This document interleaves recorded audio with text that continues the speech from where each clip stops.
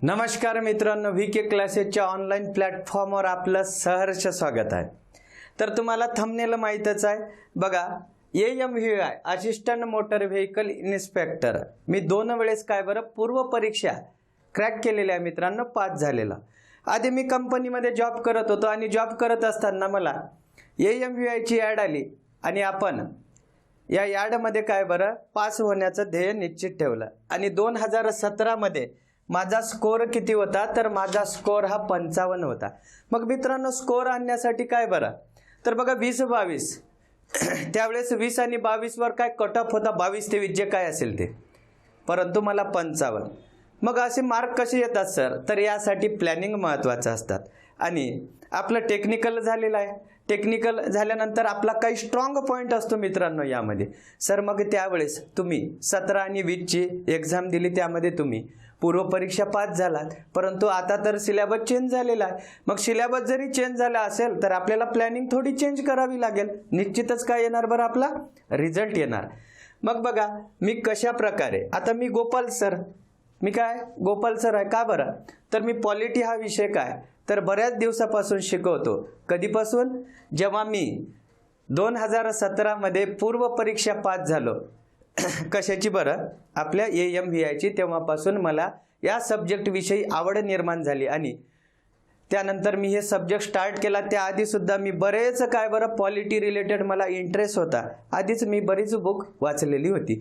तर बघा पास कसं झालो आधी पाहूया आपण। आता सिलेबस चेंजेस झालेला आहे सर, सिलेबस जरूर चेंजेस झालेला आहे, मग आपल्याला प्लॅनिंग चेंजेस करावी लागेल, निश्चितच आपला रिझल्ट येणार। आपलं इंजिनिअरिंग झालेलं असतं मित्रांनो आणि आपला कोणता स्ट्रॉंग पॉईंट असेल हे आपल्याला निश्चित माहीत आहे। बघा आपल्याला हे हा जो एरिया दिसतो की बाबा एवढे सब्जेक्ट आहे तेवढे सब्जेक्ट आहे, सब्जेक्ट किती राहू द्या, बाकी मुलं पास होतात तर आपण पास होणार नाही का बरं, निश्चित पास होणार। त्यासाठी काय तर प्लॅनिंग महत्त्वाची आहे। तर आता 2017 आणि 2020 मध्ये मी काय तर किती मार्क घेतले असेल मित्रांनो तर 2017 मध्ये मला 55 मार्क होते आणि 2020 मध्ये मला 60 मार्क होते। हा पेपर काय बरं आपला AMVI चा वेगळाच पेपर असायचा, वेगळा पॅटर्न होता त्यावेळेस, परंतु आता ते ग्रुप सी मध्ये गेलेला आहे। मग आधी हे मार्क कसे घेतले आपण ते पाहूया आणि यानंतर जे आपला यानंतर काय बरं AMVI ची ॲड येणार आहे पुढच्या वर्षी आणि त्यासाठी आपली स्ट्रॅटेजी काय असायला पाहिजे त्यावर सुद्धा आपण चर्चा करू। मग आधी मी पास कसं झालो बघा, मला माहित होतं, मी आधीचे पेपर बघितले आणि टेक्निकल हा काय बरं आपल्याला 20 मार्कला होता त्यावेळेस, टेक्निकल पॅटर्न म्हणतो आपण, 20 प्रश्न यायचे। मग मी पेपरचं ॲनालिसिस केलं आणि मला असं समजलं की बाबा ऑटोमोबाईल सेक्शन आहे आणि या ऑटोमोबाईल सेक्शनवर प्रश्न विचारले जातात आणि त्यावर काय बरं एकदम इजी प्रश्न विचारायचे। मी दोन्ही वेळेस 20 पैकी 20 मार्क मिळाले मला यामध्ये। मग आपला इंजिनिअरिंग झालेला आहे तर आपला स्ट्रॉंग पॉईंट काय असतो बरं तर मॅथ रिझनिंग। आता हे त्यावेळेस 30 मार्कला मॅथ रिझनिंग होतं आणि मी असं ठरवलं की आपले हे दोन एरिया यावर आपण काय बरं व्यवस्थित वर्क करायला पाहिजे। मग वर्क करत असताना नुसतं मॅथ रिझनिंग करण्यात काहीच फायदा नाही, आपल्याला PYQ ॲनालिसिस करावं लागेल। PYQ ॲनालिसिस केले आणि मला समजलं की थोडी हार्ड लेवल आहे, परंतु आपल्याला यावर जर आपण व्यवस्थित वर्क केलं तर मी टार्गेट ठेवलं होतं मित्रांनो 25 कमीत कमी मार्क यायला पाहिजे, परंतु मला काय बरं यामध्ये कट करून मला 20 मार्क मिळाले, दोन्ही वेळेस 20 मार्क मिळाले। आणि बघा मग या 50 पैकी बघा हे 20 आणि हे 20 किती झाले बरं 40 मार्क मला 50 पैकी मिळायचे। मग राहिला काय बरं 50 मार्कला त्यावेळी GS असायचं, किती मार्कला बरं 50। मग या 50 पैकी माझं पॉलिटीला मी आउट ऑफ घ्यायचो, पॉलिटीला काय बरं मला आउट ऑफ मिळायचे, 4-5 प्रश्न आलेले असेल आणि आपलं सायन्स असतात यामध्ये। मग या 2 सब्जेक्टवर मी कमांड मिळवली, म्हणजे या 2 सब्जेक्टवर आधी वर्क केलं आणि मग बाकी सब्जेक्ट स्किप केले नाही तर वर एरिया केला आणि मला किती मार्क तर यामध्ये काटकूट करून पहिल्या वेळेस 15 मार्क आले। टोटल किती झाले बरं 40 + 15 55 मार्क मिळाले आणि दुसऱ्या वेळेस मला हा एरिया माहीत होता कोणता हा GS चा, तर इथे माझे 5 मार्क प्लस झाले, तर दुसऱ्या वेळेस मला 60 मार्क आले आणि आपला पेपर हा त्यावेळेस हार्ड असायचा। मग सर आता तर चेंजेस झालेला आहे, आता काय करायचं? तर आधी आपण सिलेबस पाहूया. आता हा पार्ट गेला आपला, ठीक आहे. इथे सुद्धा 10 मार्क कमी झाले. मग सर हे मार्क कुठे गेले? हे कुठेच नाही, हे GS मध्ये ॲड झाले. आणि GS मध्ये ॲड झाल्यानंतर टेन्शन घ्यायचं काम नाही. का? तर याच्यात सायन्स सुद्धा आहे आपलं आणि पॉलिटी सुद्धा आहे, म्हणून आपल्याला निश्चित मार्क मिळणार. आधी आपण पेपर पॅटर्न समजून घेऊया. पूर्व परीक्षा कशी पास व्हायची? का बरं? पूर्व परीक्षा पास झाल्याशिवाय आपण मुख्य परीक्षेला क्वालिफाय होणार नाही आणि आपलं स्वप्न अधुरच राहणार AMVI. ठीक आहे. मग आपण पूर्व परीक्षा कशा प्रकारे पास होणार त्याची स्ट्रॅटेजी सुद्धा काय बरं आपण नंतर पाहूया. नंतर म्हणजे काय, आधी सिलेबस पाहू. मग बघा ही जी पोस्ट आहे आपली AMVI ची, आता काय तर आपल्या ग्रुप C मध्ये, कंबाईनच्या ग्रुप C मध्ये काय बरं ही ॲड झालेली आहे. आणि या ग्रुप C मध्ये तुम्हाला माहीत असेल टॅक्स असिस्टंट ही पोस्ट असतात, एक्साईज असतात, त्यानंतर काय क्लर्क आणि आपलं काय बरं AMVI यामध्ये त्यांनी यावेळेस इन्क्लूड केलेली आहे. बघा इथे दिलेला सहाय्यक मोटर वाहन निरीक्षक गट क पदाच्या पूर्व परीक्षेकरिता सदर अभ्यासक्रम लागू. म्हणजे काय तर आपला AMVI सुद्धा काय तर पूर्व परीक्षा असेल जशी ग्रुप C ची असणार, त्यासाठी मुख्य परीक्षा मात्र वेगळी असेल आपली. तर आधी आपल्याला पूर्व परीक्षा काय करावं लागेल, पास करावं लागेल. मग बघा हा पेपर जो असतो 100 प्रश्न आणि 100 मार्क. बघा इथे दिलेला संयुक्त पूर्व परीक्षा 100 गुण आणि काय असणार बरं तर 100 प्रश्न 100 गुण. ठीक आहे. मग यामध्ये सर हे काय एवढं 8 ते 9 तेच तर आहे दादा, घाबरून जाण्याचं कारण नसतात. यासाठी काय तर प्लॅनिंग महत्त्वाची आहे आणि प्लॅनिंग केल्यानंतर यश निश्चित मिळणार आपल्याला. मग बघा यामध्ये इतिहास दिलेला आहे, भूगोल दिलेला आहे, अर्थव्यवस्था दिलेला आहे, चालू घडामोडी दिलेला आहे, राज्यशास्त्र असेल, त्यानंतर आपलं सायन्स दिलेला आहे आणि मॅथ आणि रिझनिंग सुद्धा दिलेला आहे. तर मग सर हे पेपर कसा होतो तर पेपर हा 100 मार्कला असतो आणि याचे सुद्धा काय बरं मार्किंग झालेली आहे. हे जे मॅथ रिझनिंग म्हणतो आपण हे 20 मार्कला विचारले जातात. किती बरं 20. तुमचं सायन्स हे 10 मार्कला आणि राज्यशास्त्र हे 15 मार्कला. ठीक आहे. मग बघा आपला स्ट्रॉंग पॉईंट कोणता आहे यामध्ये, मॅथ रिझनिंग. आता आधीचं जे मॅथ रिझनिंग होतं आपल्याला विचारायचं स्पेशल आपला AMVIचा पेपर असायचा, त्यामध्ये तरी हार्ड मॅथ रिझनिंग होतं. परंतु हे ग्रुप C मध्ये पोस्ट गेली आणि आयोग काय करतो बरं का, त्याच एरियावर प्रश्न विचारतात. यासाठी आपल्याला काय आधीचे PYQ महत्त्वाचे असतात.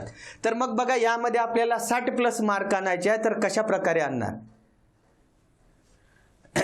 तर बघा मॅथ रिझनिंग आपल्याला 20 मार्कला आहे. या 20 पैकी आपण 18 मार्क घ्यायचे. किती बरं 18.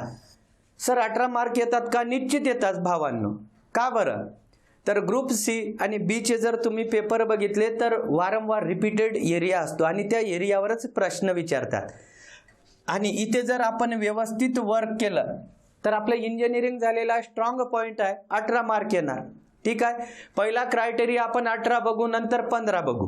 पहिला 18 बघूया, 18 मार्क येणार. मग सर पॉलिटी, भावांनो पॉलिटी मी भरपूर दिवसापासून शिकवतो आणि पॉलिटीमध्ये आज सुद्धा मुलांना काय बरं 15 मार्क येतात. 15 कसे सर? हे 15 मार्कला तर पॉलिटी विचारतातच, पण इकॉनॉमिकचे कधी कधी 2 प्रश्न मी जेवढा डेटा देतो त्यामधून पाहायला मिळतात आणि चालू घडामोडीचे सुद्धा 1-2 प्रश्न. मग असं जर केलं तर 18 येणार, 17 येणार, परंतु आपण 15 पैकी 15. सर काय बोलता? 100% 15 पैकी 15 येणार. मी सांगतो त्या स्ट्रॅटेजीनं तुम्हाला काय करावं लागेल, वर्क करावं लागेल. कधी पॉलिटीमध्ये 14 जर मिळाले तर इकॉनॉमिक्समध्ये 1-2 तुमचे ॲड होणार. कधी काय बरं तर चालू घडामोडीमध्ये सुद्धा आपले पॉलिटीचे प्रश्न असतात. राजकीय घडामोडी म्हणतो की नाही आपण, ते सुद्धा मी कव्हर करणार आहे, म्हणून इथे 15 आपण ॲड केलेले आहे. मग बघा आपला स्ट्रॉंग पॉईंट आहे सायन्स. आता सायन्स आपल्याला काय असणार बरं तर या सायन्समध्ये तुमचं फिजिक्स आणि केमिस्ट्री जर PYQ व्यवस्थित बघितले तर त्याच त्या एरियावर प्रश्न येतात. मग हे तर आपल्याला माहीतच आहे. आपल्या काय बरं इंजिनिअरिंगमध्ये सुद्धा याला टच आहे. मग सर दुसरे सुद्धा आहे, प्राणीशास्त्र, झुलॉजी म्हणतो आपण, बॉटनी म्हणतो आणि काय आरोग्यशास्त्र. तर हे 3 जरी वेगळे असले वनस्पतीशास्त्र, आरोग्यशास्त्र, प्राणीशास्त्र, बिलकुल घाबरण्याचं काम नाही. का बरं? काही स्पेसिफिक एरिया आहे. जर PYQ बघितले ना तर त्यावर आपल्याला निश्चित मार्क येणार. तरी सुद्धा आपण बघा, हे 15 म्हटलं ना तुम्हाला, सायन्स सुद्धा आपल्याला 15 मार्क्सचं विचारतात. या 15 पैकी आपण 10च ग्राह्य धरू, 10च मिळणार आपल्याला. मग किती झाले बरं? 18 प्लस 15 आणि 10 किती होणार? टोटल होणार आपले 43. मग किती पैकी 43? हे 20 मार्क आउट ऑफ हे 15 आणि 30 म्हणजे 50 पैकी बघा आपण किती मार्क आणू शकतो? तर 43 मार्क मिळणार आपल्याला. 100% मिळू शकतात. प्लॅनिंग महत्वाची आहे. प्लॅनिंग काय बरं आपल्यासाठी महत्वाची आहे. मग राहिलेला जो आपला GSचा पार्ट असेल, यामध्ये तुमचं हिस्ट्री आहे, जिओग्राफी आहे, जिओ म्हणू आपण. त्यानंतर बघा इकॉनॉमिक्स आहे, इको पाहायला मिळतात आपल्याला. त्यानंतर काय करंट अफेअर आहे. तर या राहिलेल्या 50 पैकी मला सांगा, या राहिलेल्या 50 पैकी आपल्याकडे टीचिंग स्टाफ असा आहे, अनुभवी असा टीचिंग स्टाफ आहे. या 50 पैकी तुम्हाला 20 मार्क 100% येणार. आणि काय तर कट ऑफ काय तर आसपासच लागतो. जर पेपर इजी असेल तर 60 आणि पेपर हार्ड असेल तरी 55 मार्क 56 मार्क असा कट ऑफ येतो. जागा जर जास्त आल्या तर एवढे मार्क घेण्याची सुद्धा गरज नाही. जर तुम्हाला AMVI पूर्व परीक्षा पास व्हायची असेल तर VK ॲप डाउनलोड करा. ऑलरेडी त्यामध्ये काय बरं बॅचेस सुरू झालेल्या आहे. ज्यांना वाटते की बाबा आता वेळ आहे आपल्याकडे, पुढच्या वेळेस काय बरं, पुढची म्हणजे काय 2026 मध्ये असं ठरलेलं आहे की AMVIच्या काय येणार? जागा येणार. आणि जागा आल्यानंतर मात्र आपलं पूर्व परीक्षा पास होणं महत्त्वाचं आहे. तुम्हाला जर गायडन्स पाहिजे असेल तर हा ॲप डाउनलोड करायचा आणि इथे कॉन्टॅक्ट केल्यानंतर आम्ही काय करू, तुम्हाला निश्चितच गाईड करूया. मग बघा, यावर काय बरं आपल्याला 60+ मार्क आणण्याची गॅरंटी असणार आहे. परंतु त्यासाठी तुम्हाला सुद्धा काय थोड्या प्रमाणात वर्क करावं लागेल. मित्रांनो, मार्क येतात. आता BA असेल, BCom असेल, त्यांचा हा वीक पॉईंट असतो. मॅथ, रिझनिंग, त्यानंतर बघा सायन्स, हे वीक असतात. आणि आपलं इंजिनिअरिंग झालं असल्यामुळं काय बरं आपला स्ट्रॉंग पॉईंट असतो.